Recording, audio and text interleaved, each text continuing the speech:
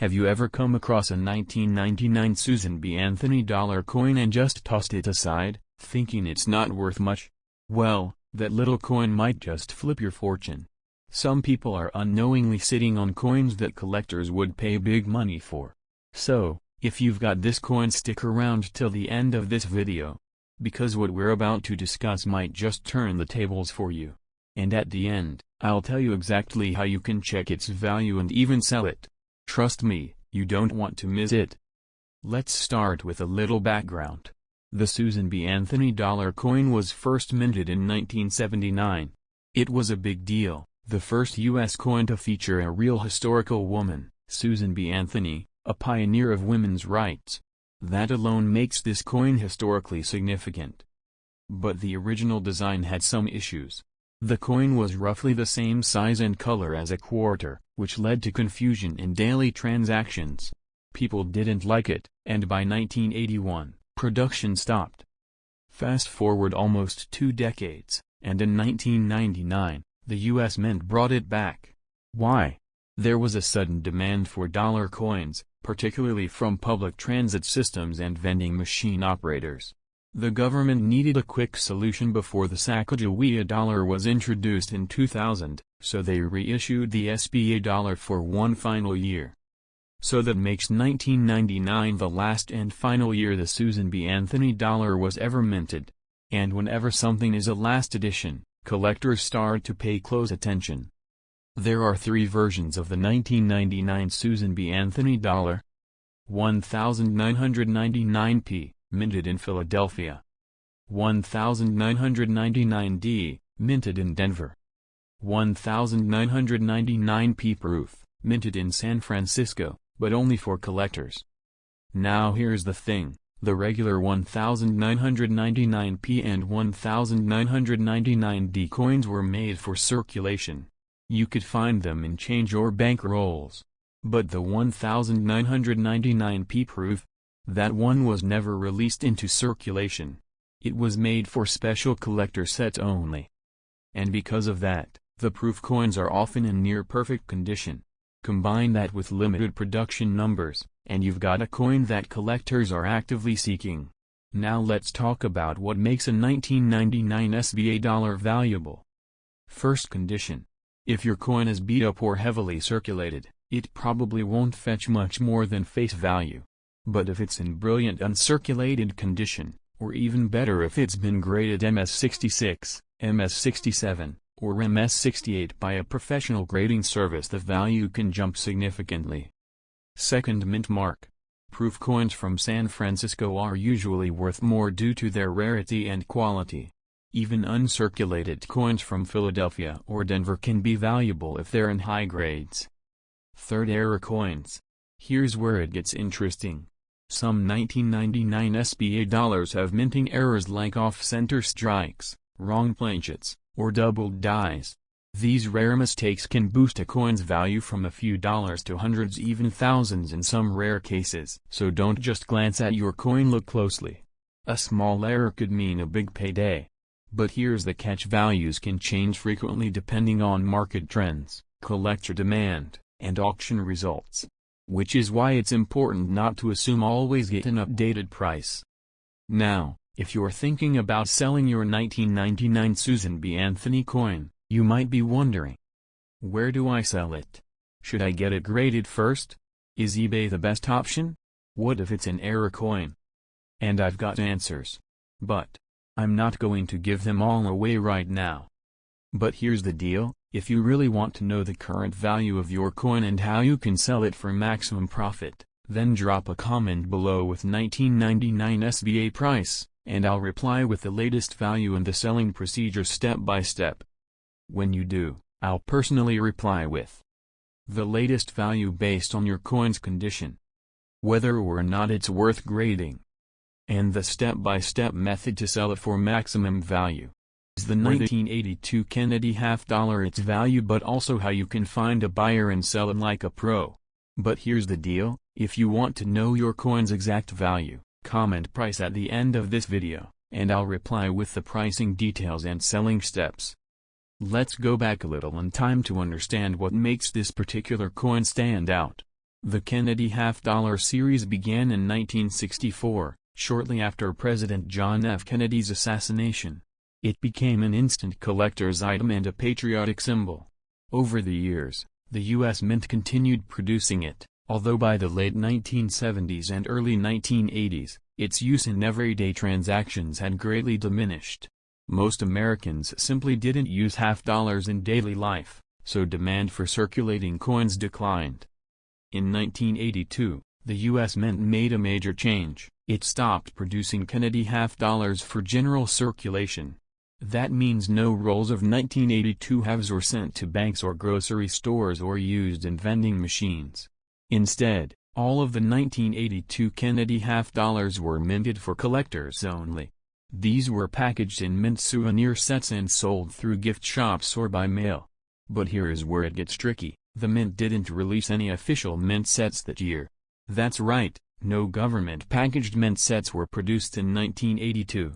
Only these special souvenir sets, which were less widely distributed and often overlooked. Because there were no mint sets, fewer coins were preserved in pristine condition. That alone gives the 1982 Kennedy half-dollar a rarity factor. While millions were minted, only a relatively small portion survived in uncirculated or collector-worthy quality. Many ended up in circulation anyway, getting scratched, dinged, and tarnished over time. Now let's talk mint marks. Coins are produced at different mints across the U.S. Philadelphia, Denver, San Francisco, and sometimes others. Most coins include a letter, a mint mark, to indicate where they were made. For example, P for Philadelphia, D for Denver, and S for San Francisco. But here's the kicker: in 1982, some of the Philadelphia Kennedy half-dollars were struck without any mint mark. This was a significant deviation from usual practice. The no mint mark 1982 Kennedy half-dollar from the Philadelphia Mint is one of the most sought-after coins in this series. How did this happen? Technically, the Philadelphia Mint was just beginning to use a P mint mark on its coins around this time. Prior to 1980, Philadelphia coins had no mint mark at all. The 1982 Kennedy half-dollar sits right at the transition point. Some of the dies used that year didn't have the P, and because the coins weren't meant for wide circulation, these no mint mark pieces weren't immediately noticed. That meant they were mixed in with the others, quietly gaining rarity status. Collectors love anomalies like this, and they pay for them, especially when combined with high-grade conditions. This means your coin can fetch more if it's free from scratches, discoloration, or signs of circulation. Then we have the famous no FG variety. On the reverse side of every Kennedy half-dollar, just to the right of the eagle's tail feathers and below the olive branch, you'll usually find the tiny initials FG.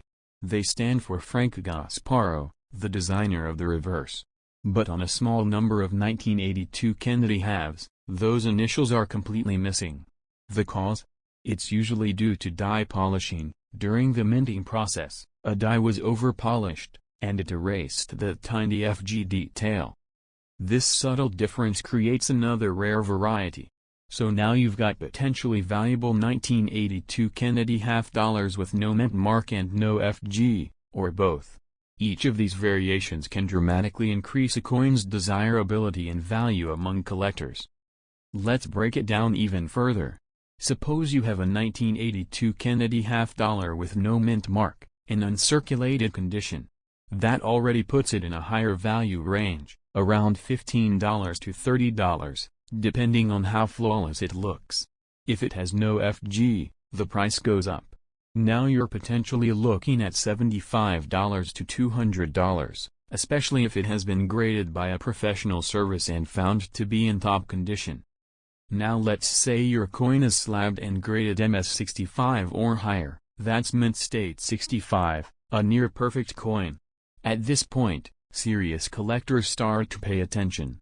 These coins can easily sell for $100 or more, sometimes reaching $300 or more in online auctions if all the right details line up. And those prices are growing.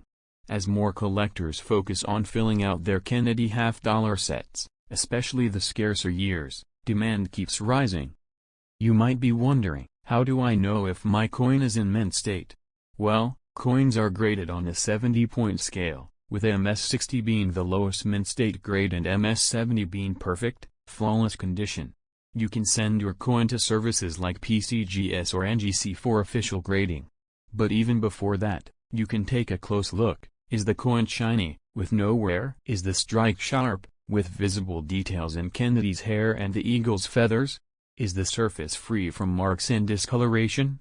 These are signs your coin may be in high condition and worth a grading fee. Another important thing to note is that proof coins were not minted in 1982 either. Proof coins are special high-quality coins struck with polished dies for collectors, usually sold in proof sets. In 1982, because of the mint policy changes and limited souvenir set availability, no Kennedy half-dollars were struck in proof that year, further limiting the high-quality supply for collectors. This creates an interesting supply-demand situation. You have a year where very few coins were preserved in perfect shape, and at the same time, collector demand remains strong for every year in the Kennedy series. That imbalance pushes prices higher. So how do people find these coins? Well, many have been discovered in inherited collections, estate boxes, or old gift shop purchases. Some are found by hobbyists who sift through bags of half-dollars from banks. Others pop up in flea markets, coin shows, or online listings. The key is knowing exactly what to look for: the date, the absence of the mint mark, and the lack of FG initials. Let's talk about actual sales. There have been online auctions where high-grade 1982 Kennedy half-dollars with the no FG error have sold for over $300. Uncirculated coins with no mint mark have hit $80 to $150, especially when certified. Even average uncirculated examples have consistently brought in $20 to $30 from interested buyers. Some collectors pay a premium for examples that are well-centered, with full luster and minimal bag marks.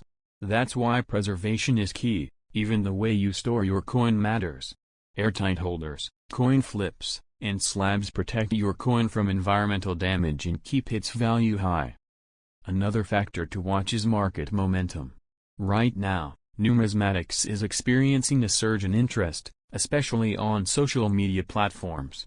Videos, reels, and shorts featuring rare coin finds have sparked a new wave of beginner collectors, eager to complete sets and chase rare varieties. That means more eyes are on coins like the 1982 Kennedy half-dollar than ever before. And as demand rises, prices rise too. So let's say you found a 1982 Kennedy half-dollar. What should you do next? First, examine it closely. Look for signs of wear. Check for a mint mark. Examine the reverse for the FG initials. If you're not sure what to look for, take a clear photo of the obverse and reverse and compare it to reference images online. If it looks promising, consider sending it in for grading. And if you're not ready for grading, that's okay too. There's still a market for raw coins in good condition. And now, the part you've been waiting for. What is this coin actually worth? I could give you ballpark numbers, but to truly know the value of your specific coin, its variety, condition, and market appeal, you need a tailored answer. That's why I encourage you to comment price down below. I'll respond directly and help you determine the actual value range based on your coin's features, and I'll guide you through where and how to sell it, whether you prefer online auctions, collector groups, or private buyers. The 1982 Kennedy half-dollar is a sleeper, a coin that looks ordinary but holds potential hidden value. Whether it's the missing mint mark, the no FG initials, or just being in exceptional condition, this coin deserves more attention. It could be in your pocket, a jar, or tucked away in a forgotten collection. Don't ignore it. Flip it over, look closely, and see what secrets it might hold. If you've enjoyed this deep dive into the 1982 Kennedy half-dollar, give this video a like and subscribe for more rare coin insights. But more importantly, check your coins. You might already be holding something valuable. Comment price now, and let's find out what your 1982 Kennedy half-dollar is truly worth.